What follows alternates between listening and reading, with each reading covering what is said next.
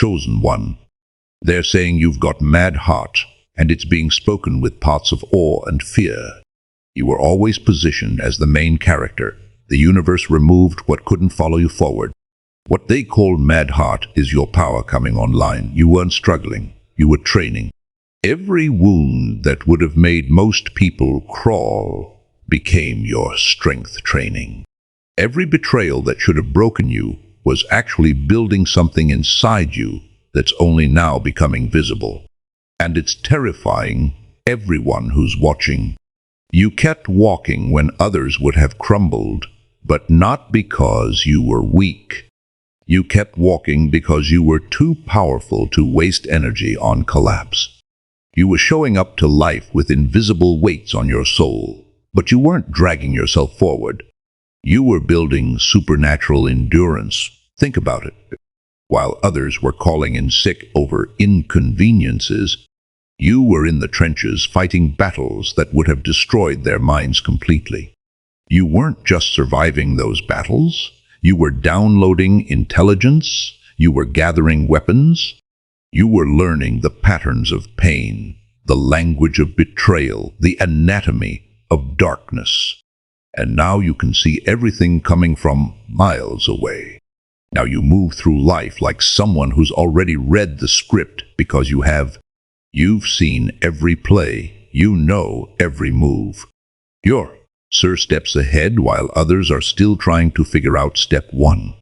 People thought what looked like breaking was really you shedding everything that couldn't handle where you're going. You healed mid-chaos, not because you had to, but because you refused to let anyone's timeline dictate your transformation. You rebuilt yourself quietly. And here's why that matters. When you rebuild yourself, you get to choose what stays and what goes. You get to redesign the architecture of your soul, and you build something unbreakable. This is where it gets interesting. That heart people are talking about, that mad heart. It's not just strong, it's strategic. It's not just resilient, it's revolutionary. And everything you went through was preparation for the moment when you'd stepped up into your full power and everyone would finally understand you weren't the victim. You were the one being armed. What gets called mad heart is actually heart intelligence operating at levels beyond measurement. While others operate from ego and fear, you operate from a center nobody can locate. Your heart became your navigation system when your mind was too overwhelmed to think straight. Your heart kept beating codes of truth. When everything around you was screaming lies that mad heart people whisper about. Learn to read runes, detect frequencies, and sense danger before it materialized. You developed something rare during all those battles. You've developed heart discernment. This is the ability to feel what people mean beneath what gets said, to sense intentions hiding under smiles, to detect the energy shift before the mask lifts.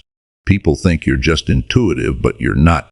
You're highly trained. Every person who betrayed you taught you a new language. Every situation that tested you sharpened a new skill. You weren't breaking down. You were breaking through to abilities most people never access. And here's what makes your mad heart dangerous. It combines strength with sensitivity. Most people choose one or the other. They either become hard to survive or stay soft and get destroyed. But you did something people said was impossible. You stayed soft enough to feel everything while becoming strong enough to handle anything. That combination creates a power nobody has defense against. You can love people deeply and leave them completely. You can be kind without being weak. You can be gentle without being a target. People expected you to explode. They needed you to snap so someone could finally say, "See, we knew something was wrong." But you did something that absolutely destroyed the entire narrative. You stayed calm, and that calm wasn't weakness. That calm was warfare. Because here's what you understood that others didn't. When you respond to chaos with more chaos, you're playing someone else's game. But when you respond to chaos with peace, you change the entire game board. You chose grace. But let's be clear about what grace really is. Grace isn't being soft. Grace is being so strong that you don't need to prove it. Grace is being so dangerous that you don't need to threaten. You carried grace like a loaded weapon, and nobody had any idea what hit them. Because when someone wrongs you and you respond with silence, you force them to sit alone with their guilt. There's no punching bag, no one to blame, just mirrors. And mirrors are brutal. Most people respond to pain by giving it back immediately. Eye for an eye. But you're not most people. You refuse to let their darkness change your frequency. And that refusal, that choice, became your superpower. People were counting on your reaction to justify their actions. They needed you to stoop low, but you didn't take the bait. You stayed in your lane, leveled up quietly, and let their actions echo in the silence you created. You had the receipts, you had the truth. You could have dragged people publicly, and everyone would have understood. But you knew something more powerful than vindication. You knew the kind of justice that doesn't need an audience, the kind that works in the shadows, the kind that lets time and karma do what you're too valuable to waste energy on. So you walked away without slamming the door. You healed without announcing it. And people are still trying to figure out how you did it. You didn't go cold. You didn't become what hurt you. You set boundaries that felt like walls to people who were so used to having unlimited access to you. You didn't become bitter. You became selective. And in a world where everyone uses pain as an excuse to be toxic, you stayed accountable for your own energy. That's not just mad heart, that's mastery. That's someone who knows that revenge is beneath them because consequences do the job better. Your mad heart understood something about power that most people never learn. The person who stays calm in chaos controls the chaos. When everyone's yelling, the quiet voice commands attention. When everyone's reactive, the composed presence dominates the room. You became unmovable. Not because nothing affected you, but because you refused to let anything move you off your center. People tried everything to get a reaction from you. They poked, they prodded, they crossed lines, they disrespected boundaries, and you just stood there like a mountain watching clouds pass by. That kind of stability in the storm is what legends are made of, because anyone can be peaceful when life is peaceful. But staying peaceful when people are trying to destroy your peace, that's mad heart operating at master level. And here's what your grace really did. It removed their power. People wanted your anger because anger is predictable. Anger can be manipulated. Anger gives them ammunition. But your grace gave them nothing to work with, no reaction to twist, no outburst to weaponize. Just calm, quiet, terrifying grace that made people realize something profound. Your mad heart knew that the best way to defeat someone is to refuse to fight them. You let them exhaust themselves while you conserve energy for building your empire. If you felt the truth in these words, hype this video so more chosen ones like you can see it. Your mad heart discovered something profound about softness. It's not about letting people walk all over you.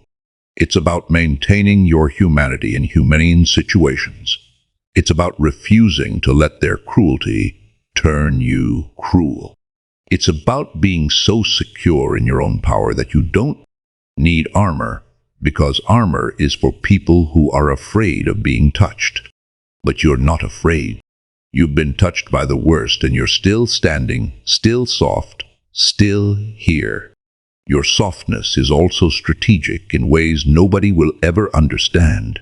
When you stay soft, you remain flexible. You can adapt, you can flow, you can move through spaces that hard people can't access. Hardness makes you rigid, breakable, but softness makes you resilient, unbreakable. Like water that flows around obstacles instead of crashing into them. Your mad heart learned to be like water, soft enough to nurture life, powerful enough to carve through stone. And here's the secret weapon in your softness. It makes you unpredictable.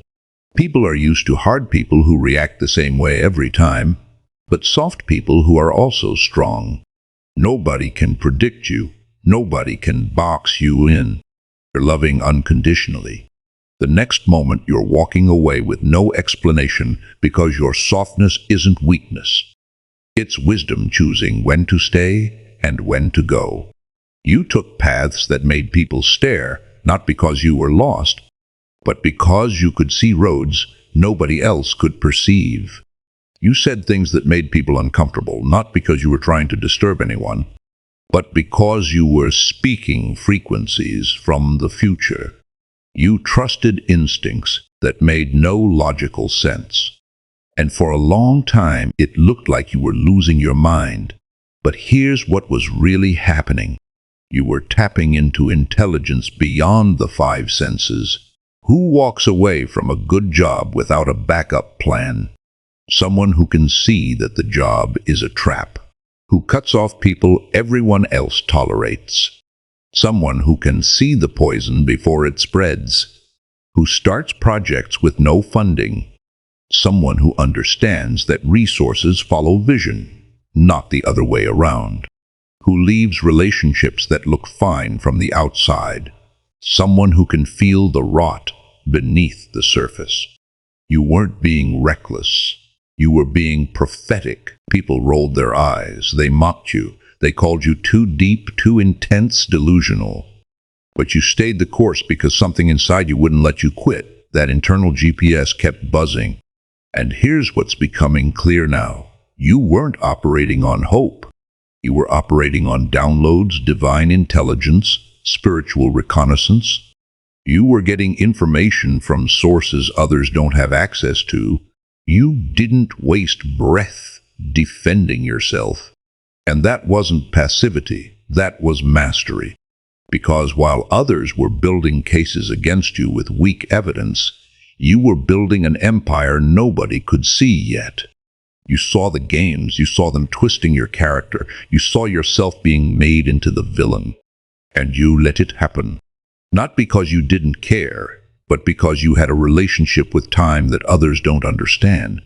Truth doesn't expire. It matures like fine wine in a dark cellar, getting stronger, getting clearer, getting undeniable. People expected you to panic. They thought you'd jump on defense and beg people to see the real you. But you did something that completely disarmed everyone. You stayed silent. You didn't chase your reputation. And that silence communicated. You're not afraid of lies, because you know truth always has the last word.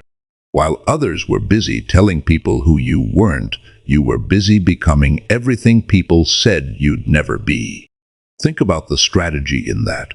Others waste energy on lies. You invest energy in evolution.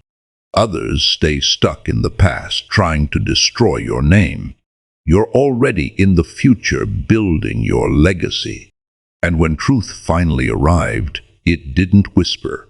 It roared, and it didn't need your help. Letting people misunderstand you takes a level of confidence most people will never have. Most people fight desperately to be seen correctly because they need external validation to feel real. But you let yourself be misjudged because you're not dependent on their perception. You held your peace so long people thought you had none. But you were just too powerful to waste it on arguments that time would settle anyway. Their stories are cracking. The lies they used to smear you are starting to make them look questionable. And you didn't have to say a word, you just had to wait. And that waiting wasn't passive. That waiting was strategic. You were letting the rope out knowing people would hang themselves with it. That's not victim mentality, that's chess master mentality. You don't play their games. You wait for people to lose their own. You gave your best to people who gave you crumbs. But let's be clear about what was really happening. This wasn't weakness. This was you operating from abundance, while others operated from scarcity. You checked in when people ghosted. You showed up when people disappeared. You extended grace to people who wouldn't cross the street for you. And people look at that and think you're naive, but you're not naive. You're operating from a different economy. In most worlds, love is transactional. You only give what you get. But in your world, love is a value that you embody regardless of who's watching or reciprocating. You didn't love people because anyone earned it. You loved because you're so full of it that it overflows naturally. That's abundance. That's wealth nobody can measure. You let people sit at your table even when they brought nothing because you understood something profound. You knew what it felt like to be empty and still have no one show up. You weren't being a doormat. You were being discerning about who deserved access after you pour. People thought your generosity meant, but you were just giving them enough rope to show who they really were. Your love was the test, and most people failed it. Now there's confusion because people thought you were weak, but you were actually gathering data. That kind of generosity exposes people. It reminds them of what got lost in themselves. The softness, the empathy, the ability to give without calculation. You weren't loving people for what was done. You were loving despite what wasn't done to see if anyone would wake up. Some people did. Most people didn't. And that's when you made the power move. You didn't cut people off with drama. You just quietly moved people from the inner circle to the outer orbit. People didn't earn a seat at your table, but you pulled up a chair to see if anyone was worth the investment. Most people weren't. And now people are experiencing the drought of your absence because love like yours doesn't expire. It just evolves. And once it outgrows the container, it finds a bigger vision. People lost access to a sovereign's table because they treated it like a charity kitchen. That's not on you. That's on them. And now people are learning that generosity has limits. Even when it comes from abundance, you can pour from overflow without depleting yourself. Most people love from their reserves. So when someone doesn't reciprocate, depletion happens. But you loved from a source that never runs dry. Not because you're superhuman, but because you connected to something beyond human. Your mad heart tapped into an infinite well. So when people took from you, they weren't taking from your personal supply. People were taking from the overflow. People confused your grace for gullibility. They thought you didn't notice, but you noticed everything. You just wanted to be better than what you experienced. You didn't want to weaponize affection like it had been done to you. So you gave people space to grow, and when growth didn't happen, you gave them space to leave. Not with anger, not with drama, just with quiet finality. Here's the power move. You taught people what real love looks like, and then you showed them what happens when it gets taken for granted. People didn't value it while it was flowing. Now the absence is being experienced, and that absence is louder than any words you could have said. Your love doesn't expire. It just evolves past people who can't handle it. And once it outgrows a container, it never shrinks back down. That's not loss. That's graduation. You graduated yourself from a classroom. Others are still failing. They dragged your name. Public laughter happened. Lies spread and crowds fled. You became the punchline in rooms where you once brought value. Shots got taken publicly, hoping you'd break privately. And here's where most people fail the test. Panic sets in. Defense mechanisms activate. People lose themselves trying to correct a narrative that's already viral. But you passed a test nobody even knew was being given. You stood there with your name in their mouths and your power fully intact. You didn't run around with corrections. You didn't beg to be seen accurately. You let the chaos play out like a movie you'd already seen the ending to. Because you had a secret weapon, you knew your name would clear itself. Not because you hoped it would, but because you understood how truth works. It doesn't need your help. It just needs time. That kind of restraint isn't luck, it's mastery. It's someone who's been built from the inside out. You faced what most people fear more than death itself. Public misunderstanding, being cast as the villain when you were the hero.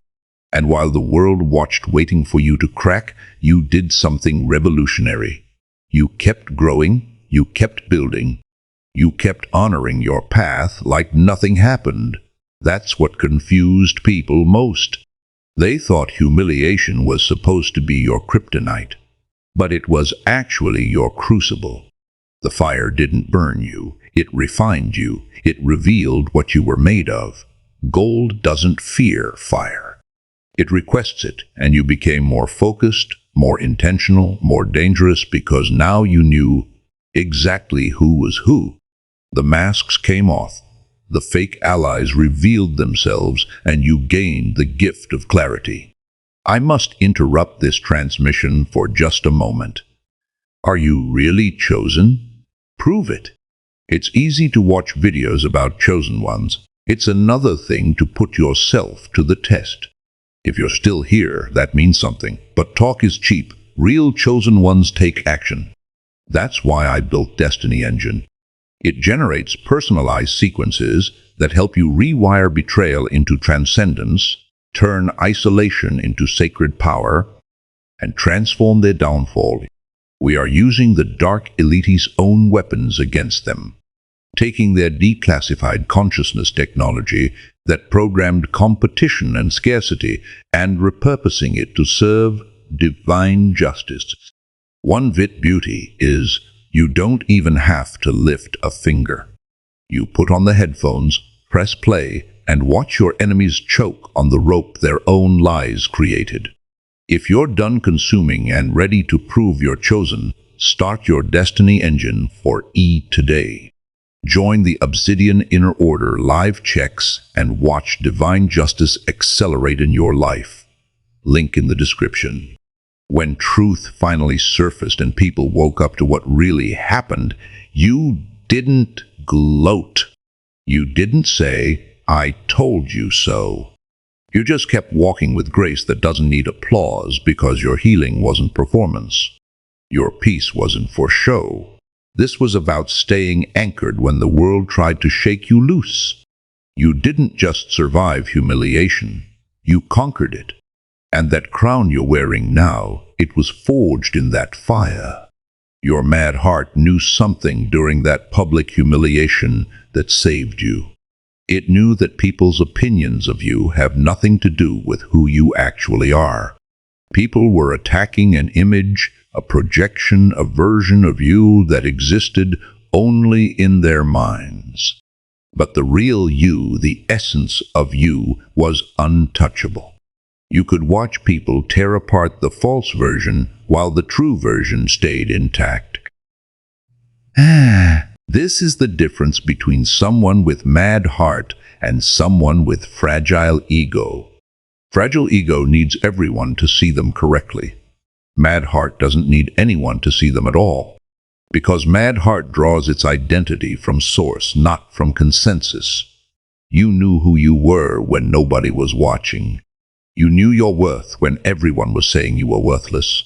You knew your truth when lies were trending. You knew exactly what was happening. Every shade, every fake smile, every conversation that died when you walked in, you caught it all. You saw their moves 3 steps before anyone made them. You picked up on agendas people thought were hidden. But here's where you made a power move that still has people confused. You protected people. And not because you were weak, because you were operating from a level of strategy beyond their comprehension. People thought you were naive. They assumed you didn't catch on. But that was never the case. You just understood something others didn't. When you protect people who are plotting against you, you're not being a doormat. You're being a master strategist. Because you weren't protecting people for anyone's sake. You were protecting your own character, your own integrity, your own energy. You refused to let their darkness change your light. Think about the chess move here. If you had exposed people, you would have descended to their level. You would have wasted energy on revenge that karma was already preparing. You would have made yourself look like the aggressor. But by protecting people, you did something far more powerful. You let people expose themselves. You gave them enough rope. And people hung themselves with it, all while your hands stayed clean. You held the door open even though you knew people wanted to see you fall. That's not foolishness. That's controlled power. That's someone who knows that the best revenge is watching people destroy themselves while you build yourself. You weren't raised to mimic betrayal. You were raised with standards, and you kept those standards even when it would have been easier to drop them. Here's what's happening now. Confusion, disarmament. People are trying to figure out how someone with X-ray vision into their schemes could still walk with so much love. But that's the thing. You always knew you just chose elevation over ego. And that choice made you untouchable, because the person who sees everything and still protects peace is not someone to play with. That's someone operating from divine strategy. That's someone who understands that real power doesn't need to prove itself. It just needs to be patient. This is where we hit the climax of your story, Chosen One. You went through hell that would have shattered most souls completely. The kind of pain that statistically turns people into monsters or victims, and everyone was watching to see which one you'd become. Bets were placed. The worst was expected. After everything you endured, surely you'd become hardened, ruthless, maybe even cruel. Surely you'd flip the script and become the villain. But you did something that nobody saw coming. You became light, not despite the darkness, but because of it you refused to let your suffering define you. And that refusal became your... People thought fire would turn you cold. They thought pain would make you calculated. They thought trauma would make you weaponize your wounds. Instead, you became the living proof that you can walk through hell and come out glowing, not burned, glowing.